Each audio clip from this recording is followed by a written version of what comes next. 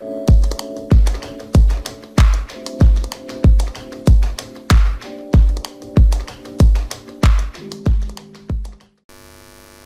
Students, अस्सलाम वालेकुम। उम्मीद है आप ठीक होंगे।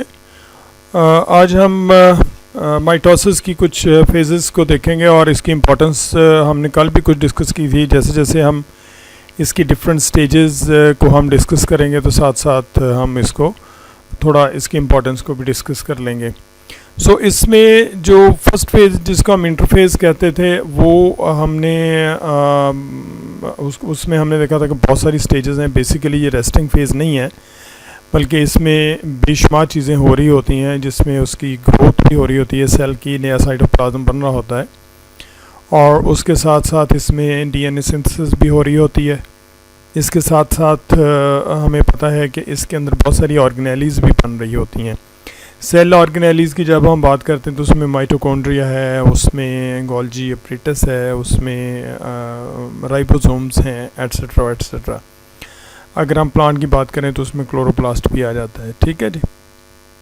सेंट्रियोल्स भी हैं एनिमल्स में, प्लांट्स में सेंट्रियोल्स, सेंट्रोसोम नहीं होता, तो वहाँ पर सूरत-ए-हाल ज़रा डिफरेंट है। सो इंटरफेस में आप देखें कि जो अभी क्रोमोसोम्स हैं वो थोड़ा कॉइल होना शुरू हुए हैं, लेकिन क्रोमेटिन की फॉर्म में हैं, और सेंट्रियोल्स जो हैं वो दोनों डिवाइड हो चुके हैं, लेकिन वो भी अपनी अपनी साइडों पे नहीं गए। और न्यूक्लियर एनवेल्प अभी इंटैक्ट है, डिसइंटीग्रेट होना शुरू हुआ है लेकिन कम्प्लीटली नहीं हुआ। प्लाज्मा मेम्ब्रेन जो है वो इंटैक्ट है। तो ये वो फेज़ है इंटरफेस जिसमें ज़्यादातर जो ग्रोथ है वो हो रही होती है और डिफरेंट टाइप ऑफ सिंथेसिस हो रही होती है। उसके बाद अर्ली प्रोफेज है जिसमें जो सेंट्रियोल्स हैं वो एक दूसरे से दूर होना शुरू हो रहे हैं, एस्टर फॉर्मेशन शुरू होती है। स्टूडेंट, ये जो एस्टर फॉर्मेशन है ये बुनियादी तौर पे जो सेंट्रियोल्स हैं वहाँ से स्पिंडल फाइबर्स जब निकलते हैं तो इसकी शेप जो है सेंट्रियोल की वो तकरीबन आप समझ लें कि स्टार की तरह से हो जाती है, इसलिए इसको एस्टर फॉर्मेशन कह देते हैं। जब हम माइक्रोस्कोप के नीचे देखते हैं तो ऐसे लगता है कि जैसे ये स्टार हो, इसलिए इसको एस्टर फॉर्मेशन कह देते हैं। क्रोमोसोम अपीयर होना शुरू हो जाते हैं क्योंकि कॉइलिंग इतनी हो जाती है डीएनए की कि वो अब बाकायदा क्रोमोसोम की फॉर्म अख्तियार कर लेते हैं। न्यूक्लियर एनवेल्प आप देखें कि आहिस्ता आहिस्ता ख़त्म होना शुरू हो जाता है। इंटरमीडिएट प्रोफेज़ में जो सेंट्रियोल्स हैं वो साइड्स पे चले जाते हैं। ठीक है। और इसके अलावा इसमें जो स्पिंडल फाइबर हैं वो पूरे होना शुरू हो जाते हैं और बाकायदा स्पिंडल फॉर्मेशन शुरू हो जाती है। स्पिंडल का लफ्ज़ी मतलब ये होता है कि एक फ्यूजिफॉर्म स्ट्रक्चर बनती है जो दरमियान में से जो कॉन्वेक्स होती है और साइडों में से जो पॉइंटेड होती है, जैसे रग्बी का बॉल होता है। ठीक है जी।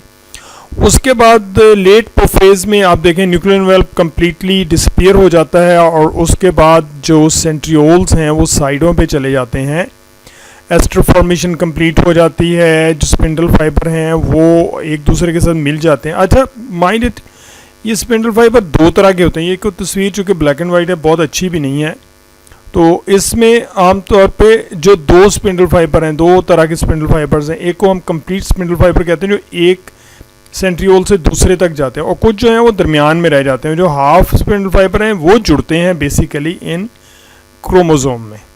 अच्छा, अभी आप ये देखेंगे ये जो क्रोमोसोम हैं ये दरमियान से जुड़े हुए हैं, जिसे हम सेंट्रोमियर कहते हैं, और इसके दो दो आर्म्स बन चुके हैं जिन्हें हम क्या कहते हैं जी? क्रोमाटिड्स। यस, इन्हें हम क्रोमाटिड्स कहते हैं। अब स्पिंडल फाइबर जो है वो सेंट्रोमियर के साथ जुड़ता है। काइनेटोकोर हमने कहा था, एक प्रोटीन डिस्क होती है जिसके साथ स्पिंडल फाइबर जुड़ते हैं और इस तरफ को भी जुड़ जाते हैं, इस तरफ को जुड़ जाते हैं। और ये उसके बाद क्रोमोसोम जो हैं वो दरमियान में इक्वेटर जिसे कहते हैं सेल का, वहाँ पर ये अपने आप को अरेंज कर लेते हैं। अच्छा, ये सेल को आप 3 डायमेंशनल अपने जहन के अंदर इसको रखेंगे। ये 3 डायमेंशनल मुराद है कि ये तकरीबन गोल है या रग्बी के बॉल की तरह से है। ये जैसे आपको 2 डायमेंशनल यहाँ नज़र आ रहा है, ऐसे नहीं है। तो उसी तरीके से इसके जो क्रोमोसोम हैं वो अरेंज होते हैं। जैसे आप देखें ज़मीन है एलिप्टिकल, तो उसका इक्वेटर है जो मिडल में एक इमेजिनरी लाइन है।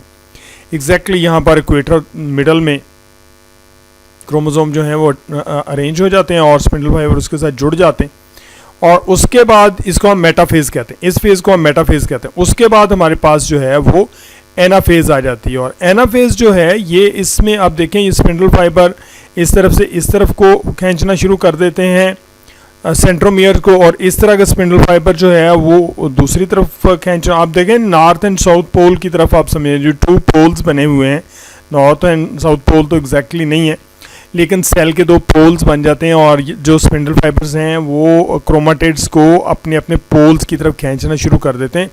सेंट्रोमियर ब्रेक हो जाता है, जैसे ही सेंट्रोमियर ब्रेक होता है तो 2 को जो क्रोमाटिड हैं वो अलग-अलग हो जाते हैं। अब हम उनको क्रोमोसोम कहेंगे, ठीक है।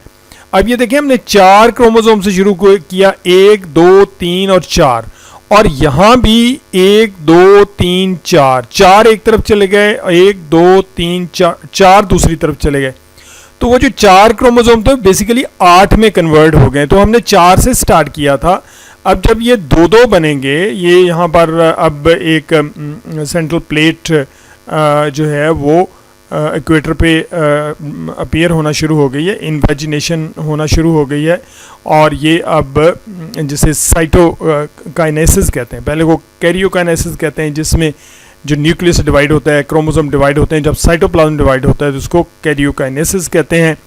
और ये आप देखें कि ये जो सेंट्रल इन्वेजिनेशन है वो कंप्लीट हो जाती है, सेल मेम्ब्रेन दरमियान में से पार्टीशन हो जाती है, और जो क्रोमोसोम है वो अनकॉइल होना शुरू हो जाते हैं, दोबारा से क्रोमेटेड मटेरियल में कन्वर्ट हो जाते हैं। सेंट्रियोल जो हैं वो अलग अलग हो जाते हैं, एक एक तरफ चला जाता है, एक एक तरफ चला जाता है, और बिफोर द सेल डिवीजन ये दोबारा अगेन डिवाइड करता है।